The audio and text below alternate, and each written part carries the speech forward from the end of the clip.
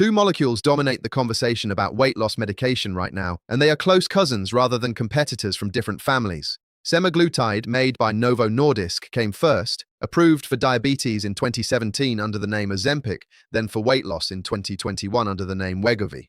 Tirzepatide, made by Eli Lilly, followed, approved for diabetes in 2022 as Mounjaro, then for weight loss in 2023 as Zepbound. Both work on the same basic principle, mimicking a gut hormone that tells the brain the body has eaten enough. The difference between them is one receptor, and that one receptor accounts for most of what separates their results. Semaglutide targets a single receptor, GLP-1, glucagon-like peptide 1.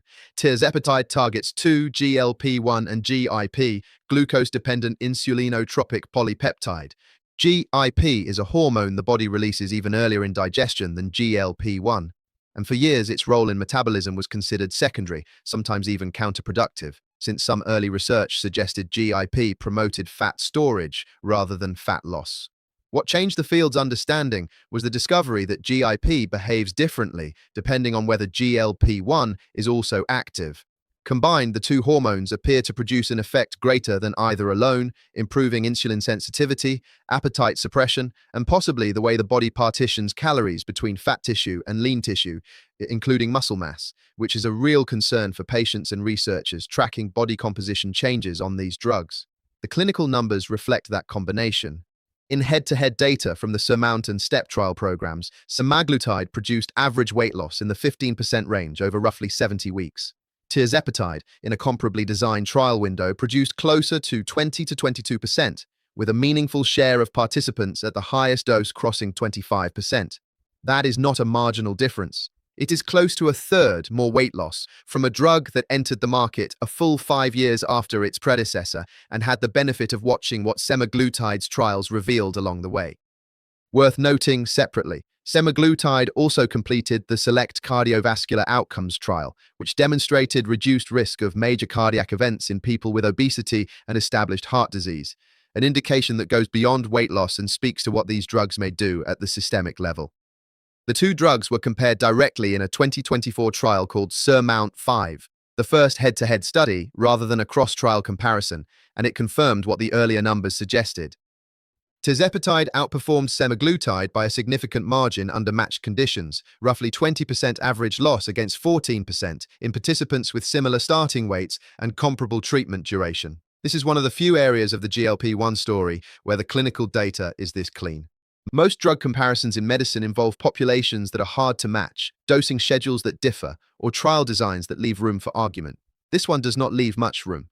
Where the comparison gets more interesting and more useful for anyone actually deciding between the two is not the average number but the distribution around it. Averages flatten individual variation, and GLP-1 response varies enormously between people. Some semaglutide patients lose well above the trial average, in the 20% range, the same territory tirzepatide occupies on average. Some tirzepatide patients respond only modestly. Genetics, gut hormone sensitivity, baseline insulin resistance, and simple individual biology all shape where a given person lands, and neither drug's trial data can tell a specific person in advance which side of the curve they will fall on. Side effect profiles track closely between the two. Since both act on the same GLP-1 pathway that drives most of the gastrointestinal effects, the nausea and digestive symptoms concentrated early in treatment during dose escalation. Some early data suggests tirzepatide's added GIP activity may produce a slightly gentler nausea profile relative to its weight loss effect, meaning patients report proportionally less nausea for the amount of weight they lose compared to semaglutide. Though this finding is still being replicated across larger populations and should be read as an emerging signal rather than settled fact. Cost separates the two more than efficacy does in practice. Tirzepatide's list price runs modestly higher than semaglutide's, and insurance coverage for either drug under a weight loss indication remains inconsistent enough that for a large share of patients, the deciding factor is not which molecule performs better in a trial, but which one a given insurance plan will actually pay for, or which manufacturer's savings program happens to apply. Compounding pharmacies became a significant part of this access story during periods of shortage, when patients unable to obtain the brand-name products turned to compounded versions of both semaglutide and tirzepatide, a category that carries its own set of regulatory and quality questions that are worth being aware of.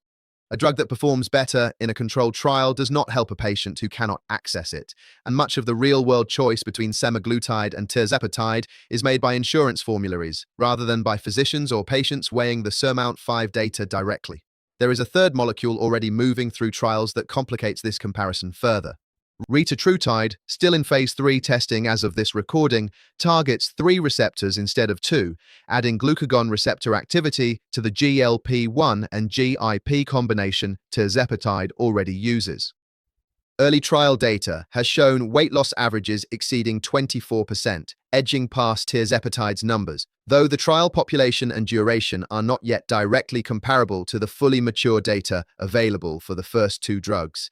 And beyond injectable triple agonists, Eli Lilly has now received FDA approval for orforglipron, sold as Foundayo, an oral GLP-1 receptor agonist in pill form, which represents a meaningful structural shift in how these medications might eventually be distributed and prescribed.